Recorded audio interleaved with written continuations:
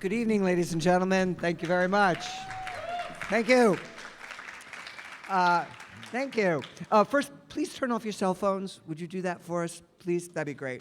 My name is Lonnie Price, and on behalf of Matt Cowart, sitting right over there, I want to welcome you to the first installment of Lincoln Center Originals, Songwriters. Yes. This program is spearheaded by Jed Bernstein, and the notion of Lincoln Center Originals is to create work that reflects the Lincoln Center campus and to explore that work with the artists that create it. So for tonight, we have asked some of our favorite composers and lyricists of the theater to come up with songs, real or fictional, inspired by what goes on at Lincoln Center. And there's the campus. That's a lot of it, and a lot of the songs that you will hear tonight are inspired by the various venues around Lincoln Center. Later in the series, we'll actually be doing plays and even dance pieces inspired by Lincoln Center, but tonight it's theater songs. And up first, we have a song by the Tony Award-winning team of Lynn Ahrens and Stephen Flaherty about how hard it is to write an opening number. We thought we'd start there. We thought that was a good idea. It's performed tonight by Jenny Barber and Adam Overett, and they are playing Lynn Ahrens and Stephen Flaherty, who wrote a song that commemorates the opening of the Claire Tao Theater, which is LCT3.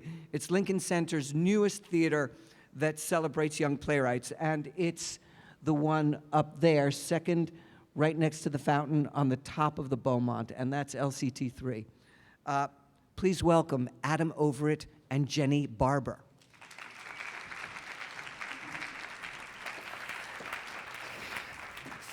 So they want us to write a song for the opening of the new theater, then an opening number for the opening of the theater.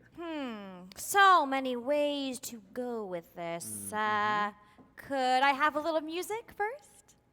Well, I mean, there's a lot of details. Openings are hard. I think words first might be good. Oh, I work better from words, please. Oh, from music? Music, rather, okay, yeah. Okay, all right. Well, all right. Let me see. All right, opening. Opening.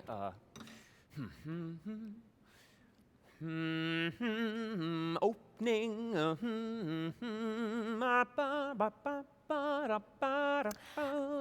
I'm sorry. That's Cole Porter. Oh, clearly it was. Yeah, clearly. Sure. Yeah. Okay, let's try words first. What about if it starts with an invocation? Something like, gods of the theater, smile on us. You who sit up there in stern judgment, smile on us. You who look down on... That's Sondheim from The Frogs. Oh. I thought it sounded familiar. Yeah. Identical. Fine, yeah. Let me think. LCT. 3. LCT. 3. A new theater. For new writers. Yes. Oh, let's try that. Start free associating, be in the moment. It's a feeling and a flow. Walking in, it's... I don't know. Gracious. Thrilling. Welcome. You step inside the door. So much hope within these walls. The spirit's soul. I see writers in the halls. Laughing. Scribbling. Dreaming. Pacing. Praying. I'm seeing actors rehearsing something bold and new. By some unsung young someone. Characters no one's ever seen before. In a play that may be remembered. Opening night and every scene is in demand. How they roar and stand and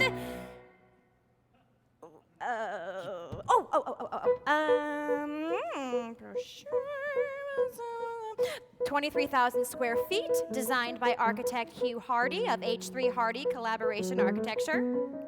LEED Silver certified by the U.S. Green Building Council, suspended above the roof on 16 massive steel and concrete pillars.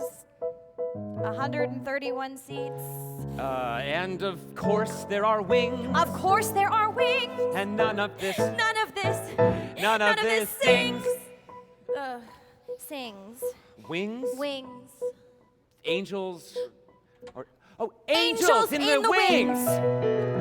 All the ones behind the scenes, with the plans and ways and means. Patrons, Donors, board, and staff are angels.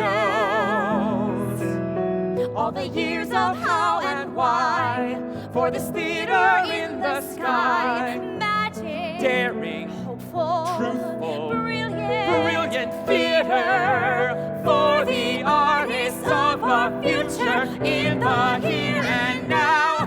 Clear Tao, the Tao. LCT. 3. Open.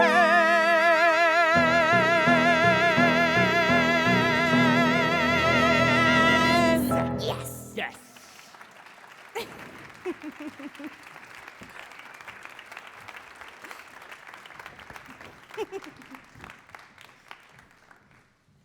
Next up, we have a song by Tony-nominated Drama Desk Award-winning composer and lyricist Amanda Green. Now, Amanda has written lyrics for the Broadway musicals Bring It On, High Fidelity, Hands on a Hard Body, and also additional lyrics to Julie Stein's wonderful music for the television Peter Pan. And in fact, probably in a half an hour on 42nd Street, audiences will be delighted by Amanda's additional lyrics in the smash hit revival of On the 20th Century. There's a lot more I could say about Amanda, but I'm going to sing her song instead. Please welcome my old friend, Amanda Green.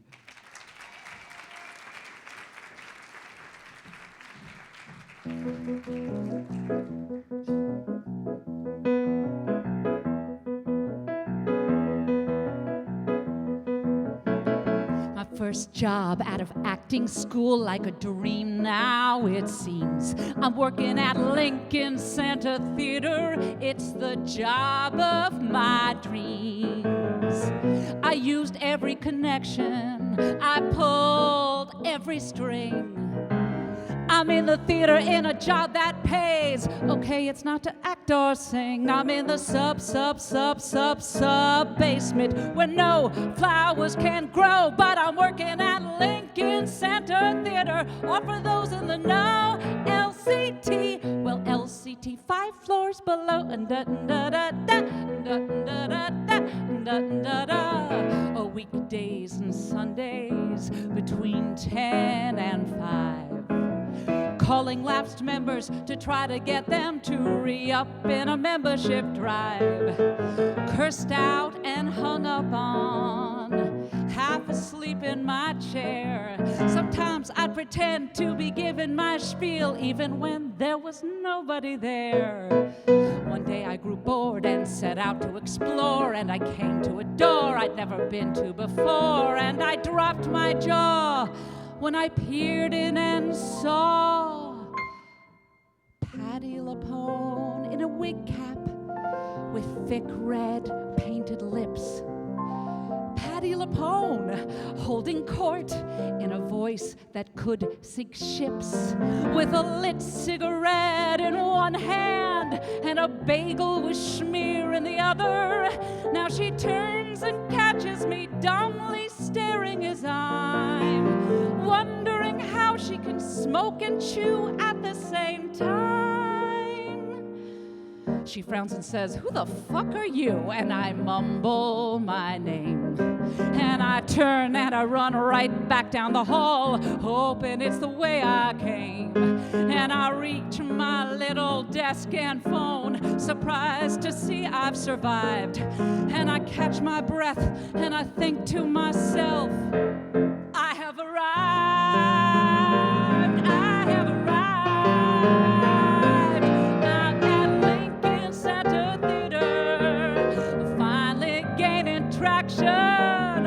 Lincoln Center, just beneath the center of the action. And now Patti is blowing the crowd away, singing "Blow, Gabriel, blow," and I'm working at LC LCT. Well, LCT, 5 floors. Well, you know, I did make my way up in the world. It was just a matter of time before I became a part-time co-front door receptionist. Sometimes I got to be a reader at auditions, and there was this one amazing day when the artistic director, Gregory Mosier's assistant, came up to me and he said, Greg and David Mamet would like someone to read for them at a private audition. Would you be up for that? And I thought, oh my God, yes. Gregory Mosier's beret, David Mamet's cigar, me and them in a room with a fabulous star. Bill Irwin and I reading Chekhov. I think he was playing my son. Bill Irwin and I read a scene so long, I prayed for it to be done. I'm just trying to keep track of the pages when Bill Irwin breaks into a run. All I remember is running and shouting, Sergei, give me the gun! Sergei, give me the gun! When it was over, drenched in sweat, we hugged like we'd weathered a storm.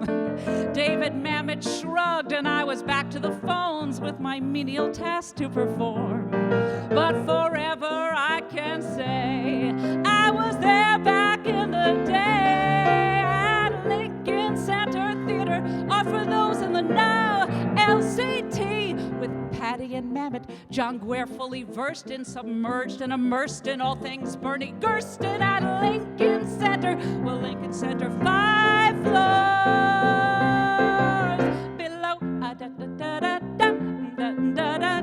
I was just 5 floors below.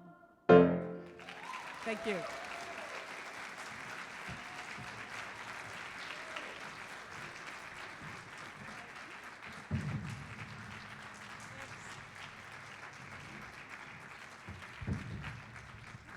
Hi.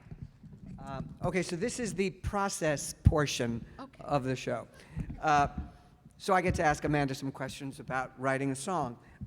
Okay, so this is totally autobiographical, yes? Totally autobiographical, yes. And the Patti LuPone story is True, is yes. true. Yes. Is there any more of it? No, I wandered into the green room of Anything Goes when I was working there. Like, she was in the middle of a scene, and she was smoking a cigarette and eating a bagel, and she was like, "Who the fuck are you?" And so, yeah, it was all true. And how long did you keep that job?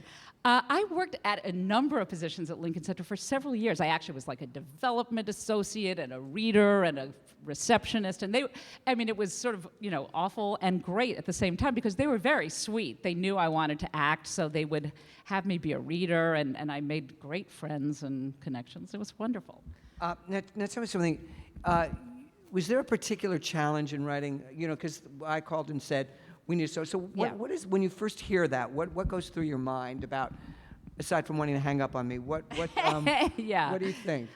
Dread. Yes. Yeah, dread. I thought, well, what the hell do you write about Lincoln Center? But then I was like, well, I worked there. I thought of, I have sort of glamorous memories, with my dad and going to see Leonard Bernstein when I was a kid, and I was like, yeah. But my truth was those years in the trenches at Lincoln Center. I'm glad you chose that. Yeah, yeah. Now, Amanda, you write music and lyrics. I do. So, what's the initial impulse for? Is it a lyric first, or is it a vamp, or a feel, or a title? Yeah, no, What do you do? totally a lyricist first. So I Right. just I wrote and wrote and wrote, and then tried to come up with some music, and then the music made me, as you might have heard, it's a little amorphous, but the music, once I set music to something, I go, okay, well, I have to do that again, so that sort of And helps so it me. shapes it. Yeah, it winds yeah, up yeah. shaping it eventually. Yeah, yeah. And I think you brought maybe some discarded verses for us. I did. I would love to hear 'em. Yeah, because it was really, really long beforehand.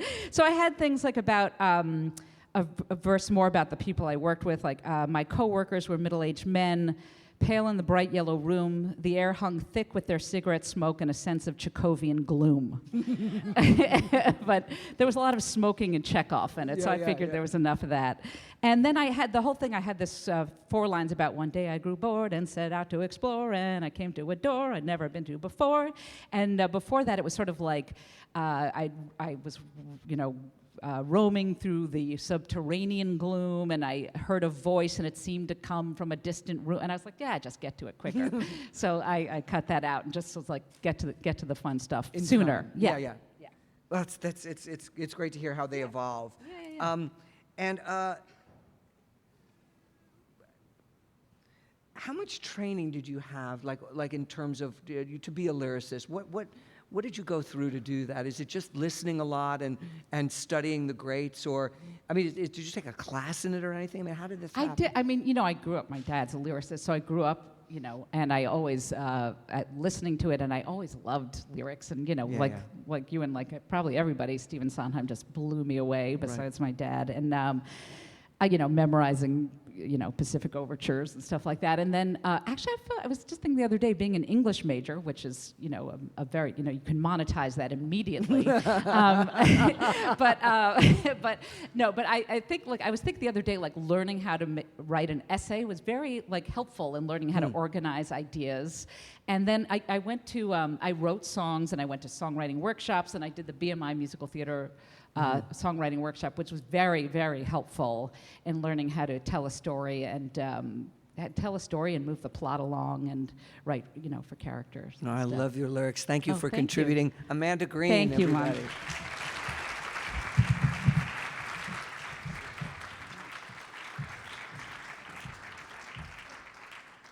I'm good. Okay.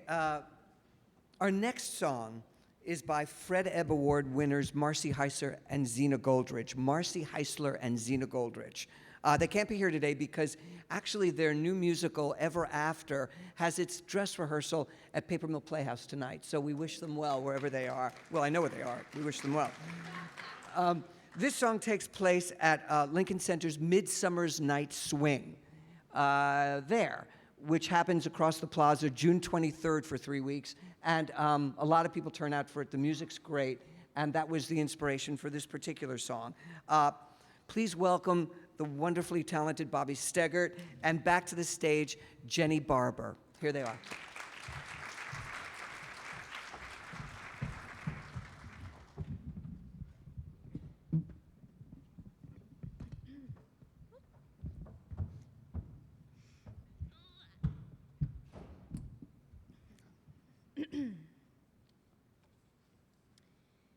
Sure is something, huh? I didn't know so many people in New York could dance. Mm-hmm. Seems like every New Yorker in the whole city is on this patio. Did you just call Lincoln Center a patio? I did. It is amazing how big and small the city can seem at the same time. What do you think of when you see that scene right there? Sweating. I think of neighbors dancing. It could be Alabama, but it's not. It is big, beautiful New York City. That is one way to see it. Well, come on, you like it too. What makes you say that? There are many more places to read than here. It says something about a person. Something to curl up with a book in a crowd. So what do you like so much about it? Oh, ma'am, it would take a lot longer to explain than a beautiful summer evening.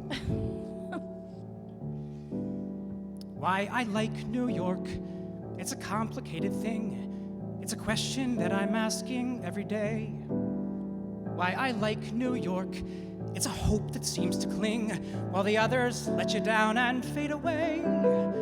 I have seen so many people that I have to, respect, who wear their hearts and anger on their sleeve. And I have to say I smile a bit whenever I reflect that it's sort of like a passion you can't ever take or leave. So what can I do? 'Cause it knows the life you want, and it dares you in a way to make it fly. I guess that's why I like New York.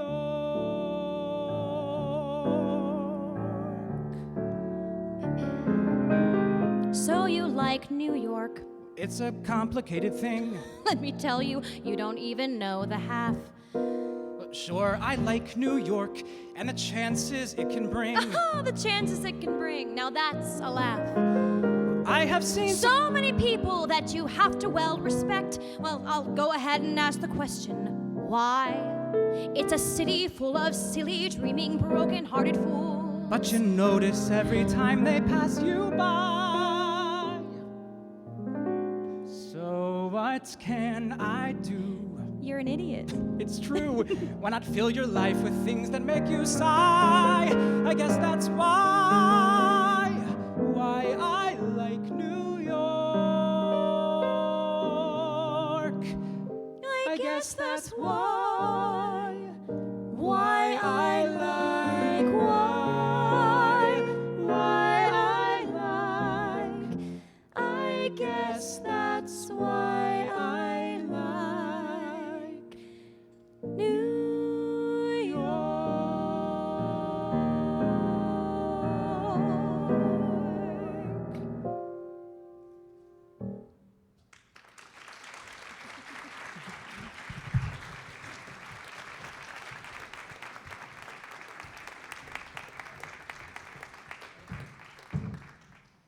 Our next song is by Richard Rogers Award winner, I can't speak, Richard Rogers Award winner Andrew Gerle. It uses the Met Opera, uses the Met Opera as its inspiration. Oh, I'm sorry, actually, it uses the Philharmonic. Boy, I wish I could do this whole thing again. Our next song is by Richard Rogers Award winner Andrew Gerle, and it uses the New York Philharmonic as its inspiration. Here to sing it tonight, and he will play it, is the lovely Victoria Houston Elam. Here they are.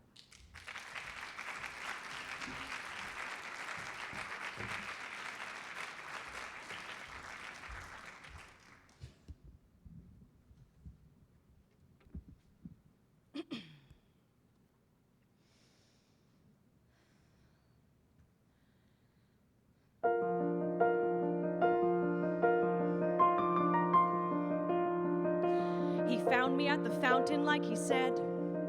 This guy I just met on firstdate.net. He was skinny and his glasses frames were red. And he said that I looked pretty and he took my arm. He took my arm like I'm Audrey Hepburn and he led me through the concert hall door. I'm thinking, what am I doing this for? 'Cause it's nothing but old women and older men, facelifts and fashions from 1910, loud talkers and slow walkers, and me, who should be on a bar stool drinking bourbon by the faceful, 'cause I am not your go-to girl for anything that's tasteful. But he said he liked my perfume and he led the way. It was just some lady's speed stick, but it was nice of him to say. And just like that, he steered us to something called Grantier. A scary usher tore our tickets, and we sat. 100 chairs stared back at me. I started to perspire. Turns out there's a choir. And just when I was getting scared, he said, "You're gonna love Verdi." The program in my lap said requiem means rest, so I guessed at least I'd get a nap.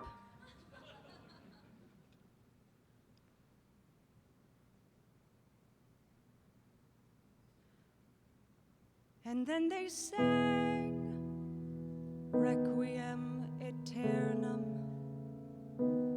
They sang Requiem Aeternam.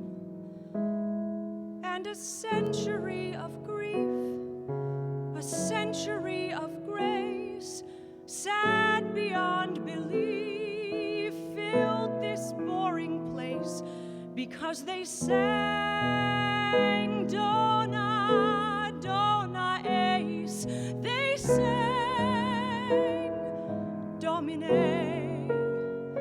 And if my seat was on fire, you couldn't drag me away.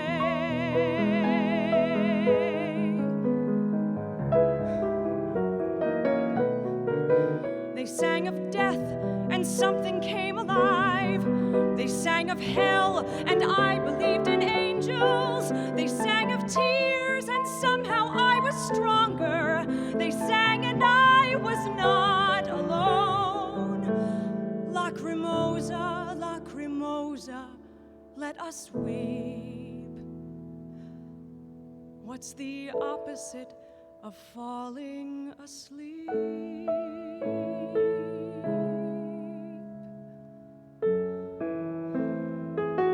Because they played and 100 cellos flew. They played and I knew that this is what life was. Fountains and choirs and orchestras. You just have to show up to hear them, and your world can change from just being near them.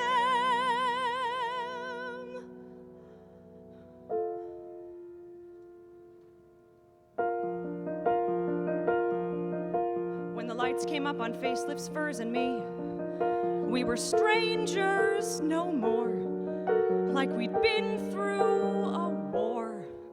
And as we grabbed our bags and coats to go, my guy gave me a look like, I told you so.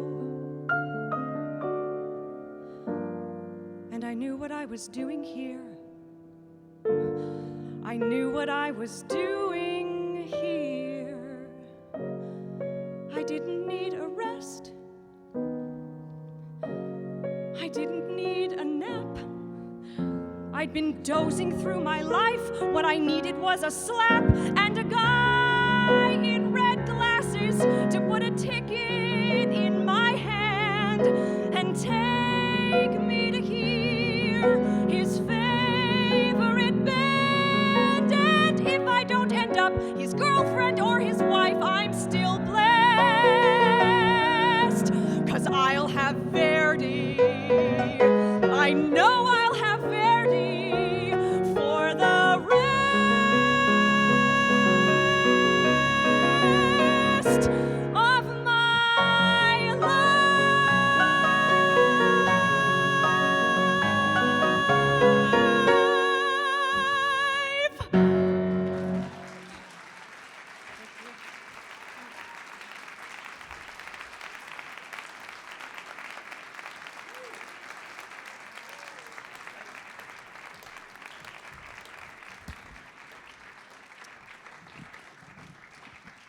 So, Andrew, talk to me. I am assuming you are classically trained. Can you tell us a little bit about your background? Actually, that's how I grew up. My parents were both classical recording artists and performers, and I grew up in that world, going to concerts as a little kid and loving it. And yes, I started out as a classical pianist also. So that's my first love is classical music. And did you have an experience kind of like the one you spoke about in the song? I have to say I had an experience sort of like the guy in the song. So I remember growing up and going to like summer camps, and I'd be sitting there with my Walkman and listening to Bartok and, you know, trying to convince all the other little kids why Bartok was amazing, and they were like, you're an idiot. So this is sort of wish fulfillment from the guy's point of view, taking someone and then introducing them to classical music, which is what I love. And do you have a special place in your heart for Verdi? The Verdi Requiem really is one of my all-time favorite pieces of music. I actually heard it live, I think, for the first time in high school at Harvard. It was an amazing performance, and I saw that the Philharmonic was doing it in January or February, I think. And I turned to my husband. I said, "You have to come hear this," because he didn't know it. And it was spectacular. Hearing that work live is unlike anything. It's with an enormous orchestra and a huge chorus and incredible soloists, and it's the opera version of a requiem. Some people criticized it when it first came out, that it was too operatic. It wasn't serious enough. It wasn't sacred enough. But it's amazing. I'm not as familiar with Verdi clearly as you are. I bet are there some quotes? There's a bunch of quotes in it. Yeah. Can you do a little of show us what they are? Yeah, sure. Well, the first one you hear is when she says, couldn't drag me away, and you hear.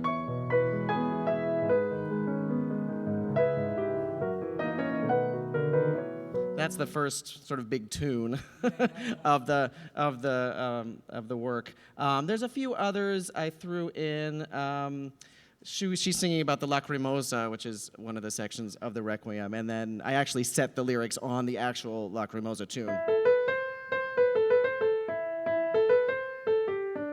So Verdi gets a royalty on Absolutely, that yes. piece. The estate is all over me I for bet, tonight, let me I tell you, bet. yeah. Well, it's a gorgeous piece, and it's a pleasure to hear you. Thank you so much. Andrew Gerle.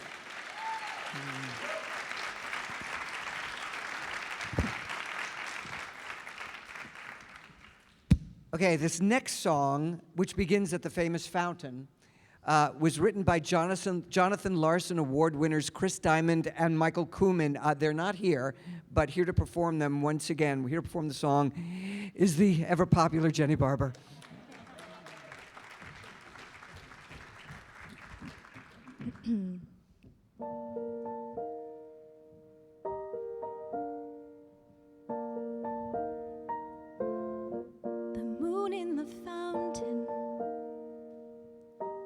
New York all around.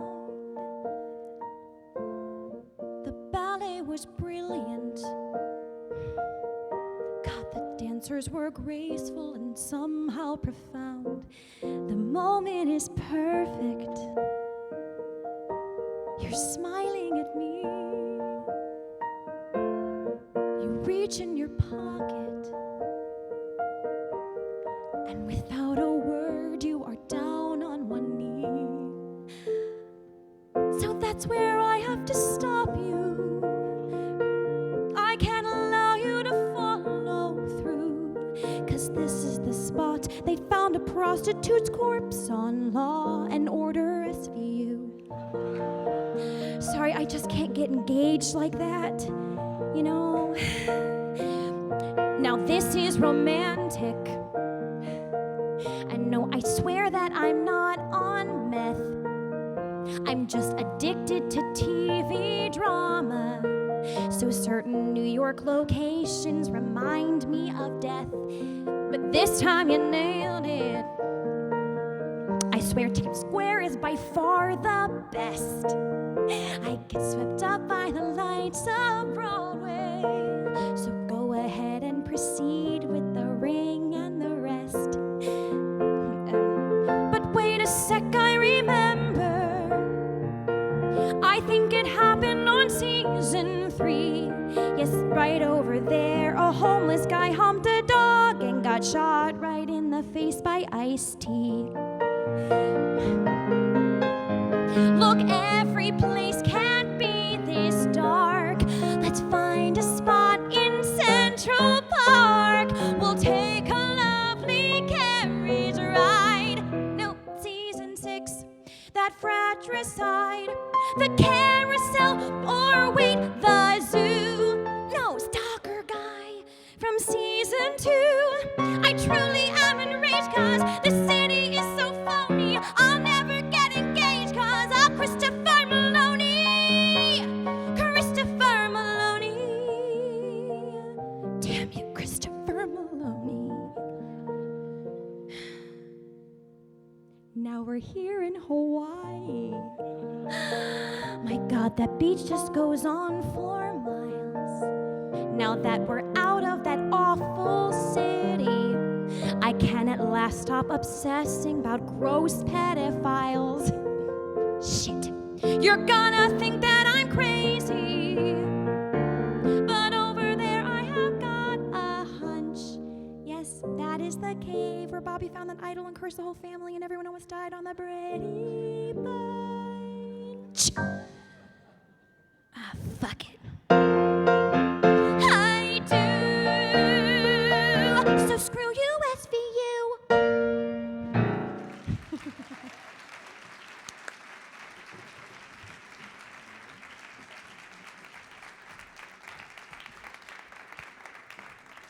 I am so sorry Michael and Chris aren't here. I want to know which one is like the SVU like addict. And how many more of them he has, how many more verses he would have of them. Before we go on, please help me to thank our wonderful pianist, Andy Ronenson, for playing so brilliantly. Thank you.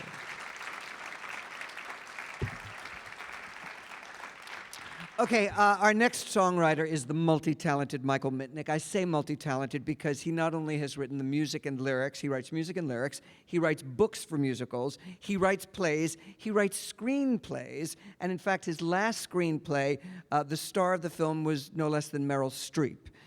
He's doing just fine for himself. The song he has written is called New York City Ballet, which of course takes place at the Koch Theater across the way.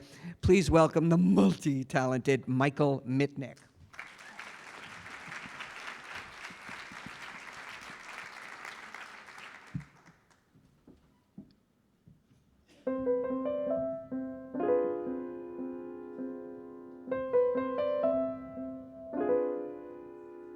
Intermission, I buy champagne, it's $40. New York City Ballet. You look pretty, we sip champagne and talk a lot with not a thing to say. We should travel and do more stuff, I think you're right, like this New York City Ballet.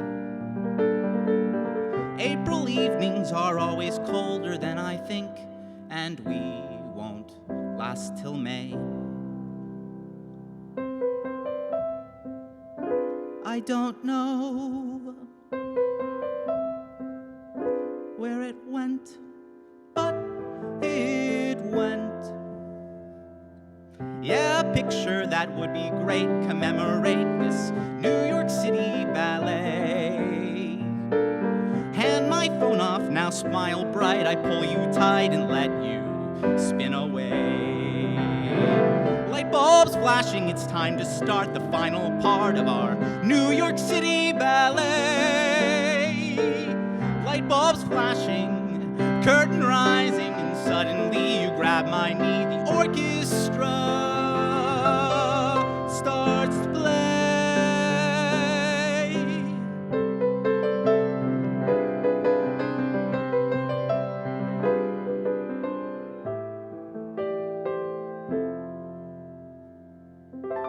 Back in Brooklyn, some Cote d'Aron, plug in my phone. I hear you walk down the hall. In my t-shirt, you climb in bed. I kiss your head and then I face the wall. I don't know where we went, but we went. New York City Ballet.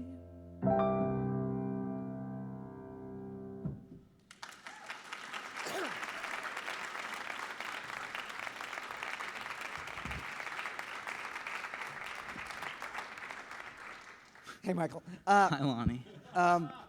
So, have you ever been to the ballet is my first question.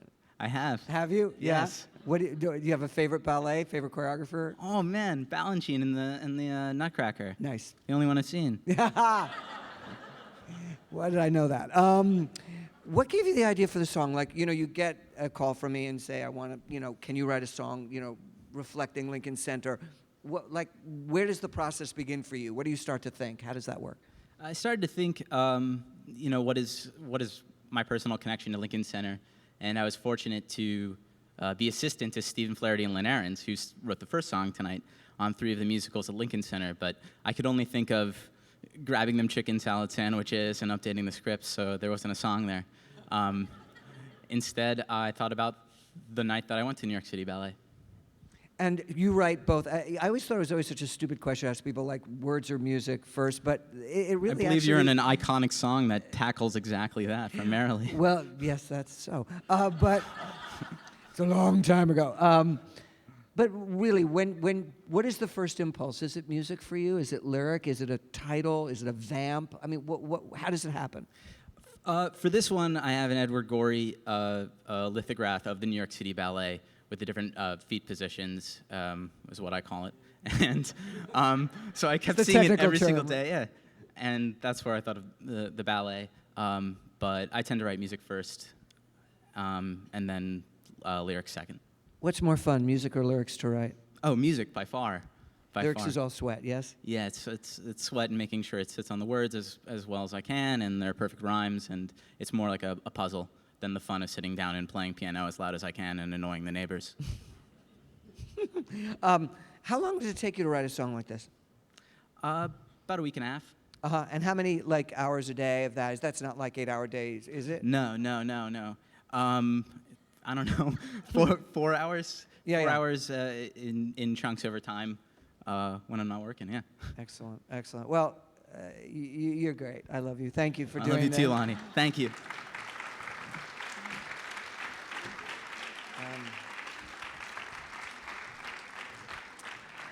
Our next song is by Jeff Blumenkrantz. He's a Fred Ebb Award winner, Tony-nominated composer and lyricist. And if you had the good fortune to see the show Murder for Two last year, yeah, he's scary talented. He's an amazing actor as well. Please welcome the incredible Jeff Blumenkrantz to sing Holiest of Water.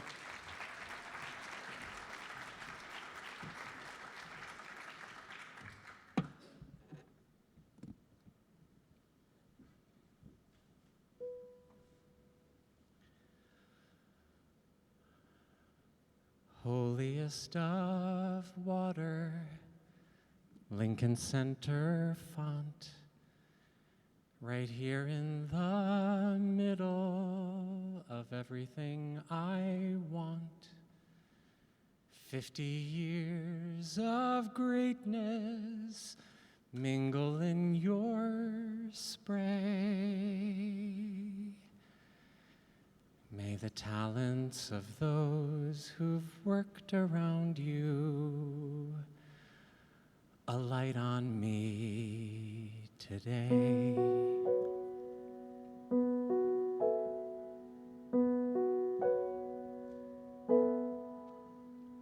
My first trip to New York was over 30 years ago with the Gay Men's Chorus of LA. Our 15 minutes on the stage of Avery Fisher was enough for me to know I had to stay. I was standing where geniuses had stood before. I was seeing the things they had seen, while across the way, Pavarotti sang Ernani, and the ballet did all Balanchine. Holiest of water, Lincoln Center font, right here in the middle of everything I want. 50 years of greatness mingle in your spray. May the talents of those who've worked around you alight on me today. So I moved to the city just as soon as I could manage and settled on the Upper West Side. And I would roam this plaza with its travertine temples, enraptured and starry-eyed. Could I spy James Levine at the library or catch Baryshnikov crossing Damrosch Park? And how long would it be till I could get back on the Lincoln Center stage and start making my mark? Holiest of water, Lincoln Center font, right here in the middle of everything I want. 50 years of greatness echo through the square. Are all the coins I wished upon still marinating there? I had a couple of auditions for City Opera and the Met. No one would remember. I'm guessing I was easy to forget. My attempts at employment got me close, but no cigar. Serving drinks to the glitterati at Fiorello's bar. So close and yet so far. You'd think by now I could have made my peace with this dream that I abandoned so many years ago. But every time I see this fountain, the yearning reappears like a crush I will never outgrow. Now my folks need me back in California, and I don't know how to weaken the spell. After all the dreams ignited and sadly unrequited, it's time for a final farewell.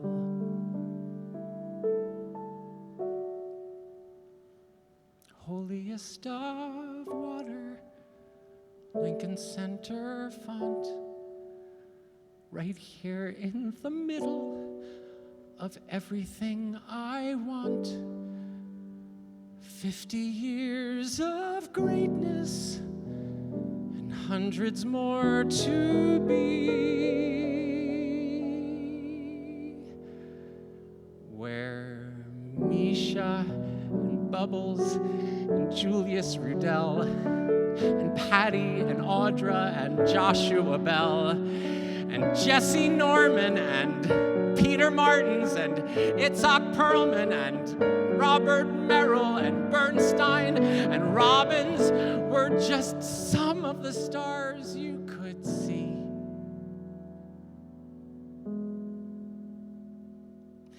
And for one night in 1983, me.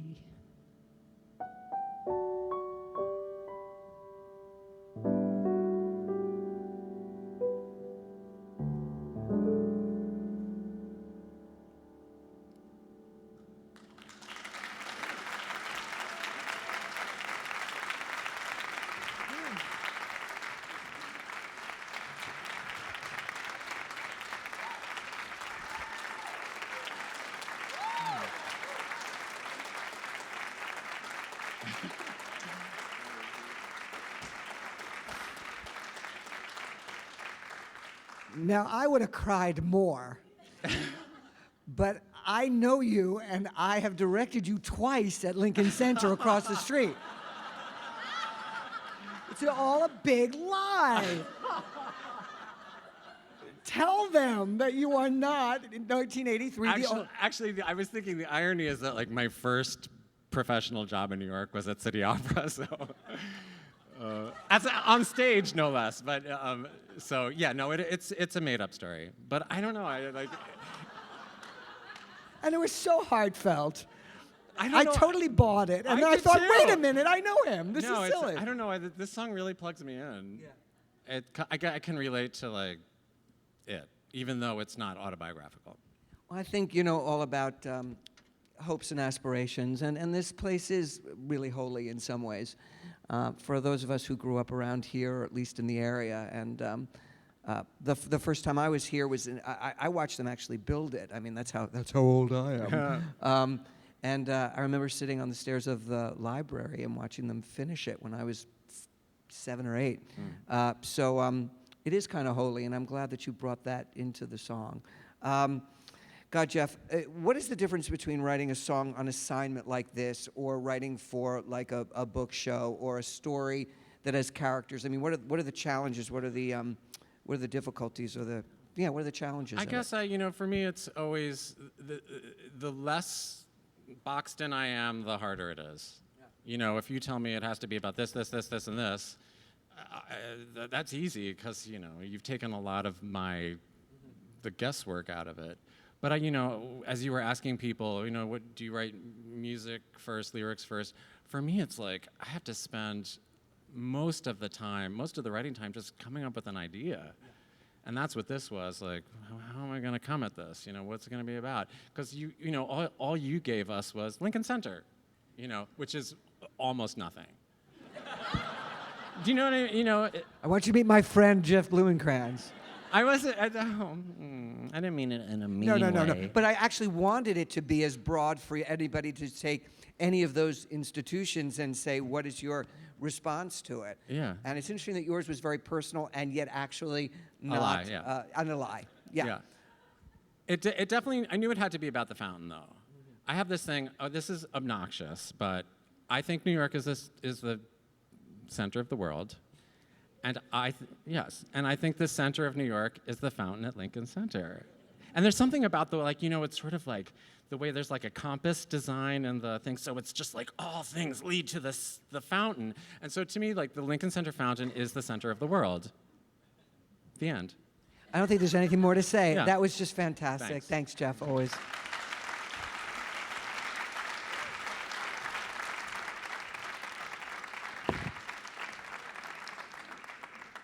Our next songwriter, music and lyrics, he won the Ed Kleban Award and the Frederick Loewe Award, and he's here to sing a song about the Mitzi Newhouse Theater, which is the Beaumont, only downstairs. We've had LCT3 upstairs.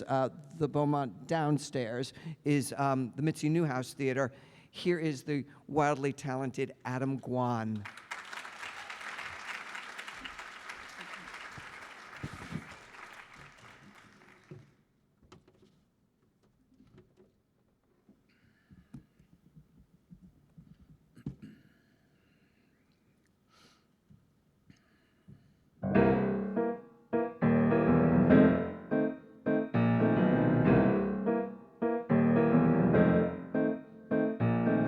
People say that Armageddon's coming, with polar ice caps melting into slush. Terrorists and hurricanes and earthquakes were like goldfish in a toilet, and God's about to flush. Oh, it's so upsetting knowing volcanoes are ready to spew. But oh, I keep on forgetting that when doomsday comes, I know what to do. Take me to the Mitzi Newhouse, 3 stories underground. Take me to the Mitzi Newhouse, where I'll be safe and sound. If one day soon Godzilla comes a-stompin', without a doubt he'll knock this city flat. If aliens or zombies start attacking, just get me to the Newhouse where I'm safe from all of that. Once the earth starts eroding, there's only one place that I want to be. Oh, if the sun starts exploding, I will not be watching from LCT3. No, no, no. Take me to the Mitzi Newhouse and save me from the sky. Take me to the Mitzi Newhouse, 'cause I don't wanna die. It won't be so bad, we all can do shots. We'll build a big fort out of equity cots. We'll camp on the stage, and there we'll remain. We won't need a Bible, they've got the score to New Brain. Oh, yeah, yeah, yeah, yeah. Oh, oh, oh, oh. It often feels like Armageddon's coming. Or maybe some days you just need a hug. On those days I'm feeling existential. Don't give me Deepak Chopra or a psychotropic drug. Just take me to the Mitzi Newhouse. I'll sit and watch a play. Take me to the Mitzi Newhouse. And even if the world is ending, I'll sit there and I'll feel okay. Oh.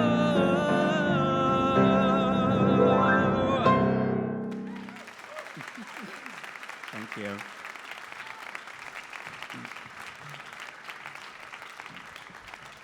Hello. Hello. So how much are you really worried about the world coming to an end? Do you know something we don't know? Is there? Well, I will say this was inspired by my first professional experience at Lincoln Center Theater. Oh, God, that which bad? no. Well, there's this. I had sort of a rite of passage where, when I was newly out of college and had decided that I wanted to be a songwriter, my demo CD found its way to Ira Weitzman, who is the head honcho of musical theater at Lincoln Center, and he said, "Hey, come to Lincoln Center, have a meeting," and I was so excited. And he brought me into his office, which is many stories underground, as Amanda hinted at in her song. And at the time, the show that was playing at Lincoln Center Theater was The Coast of Utopia, Tom Stoppard's epic, 3 trilogy of epic plays. And they were loading in the set. And so he took me on a backstage tour of the Beaumonts, and it literally looked like the apocalypse, because there were all of these, ships knocked over on the stage and dummies strewn about everywhere, and it really felt like the end of the world, and I was in this weird bunker, and so that's where the song came from. That's great. That's great. Pop quiz. Who is Mitzi Newhouse? Oh my gosh, Uh-huh. I'm failing the pop quiz. I don't even know.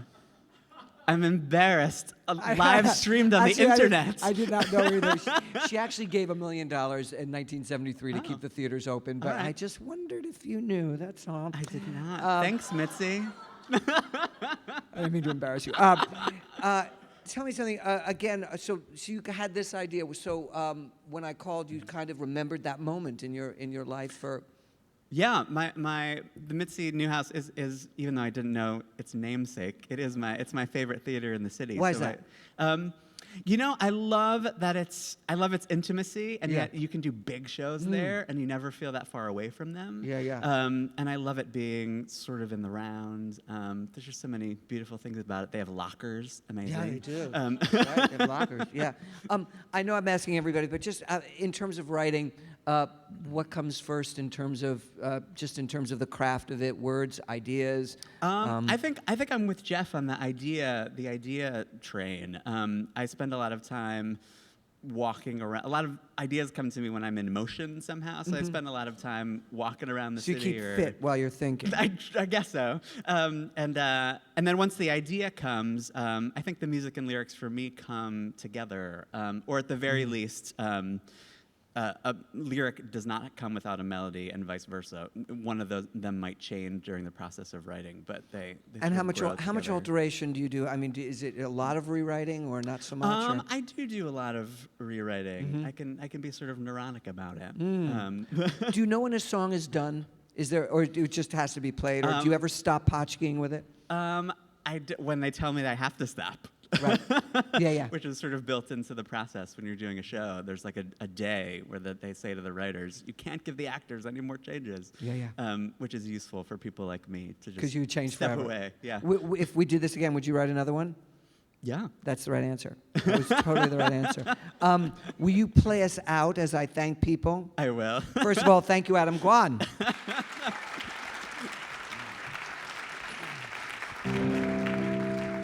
On behalf of my producing partner, sitting there, Matt Cowart, right over there. We would both like to thank Godfrey Pelayo and Jordana Pocumpi and Tom Dunn and Jillian Campbell and the staff of the Rubenstein Atrium. Thank you very much, everybody. As well as our amazing performers. Thank you to Jenny Barber, and Bobby Steger, and Tori. Thank you so much. We also hope to see you all here on the 29th, where we do Elsie Originals Dance, and that will be hosted by Tony nominee Christopher Gattelli. He got a Tony nomination for The King and I. Thank you all for coming to our first show. We really appreciate it. Have a good weekend. Thanks a lot.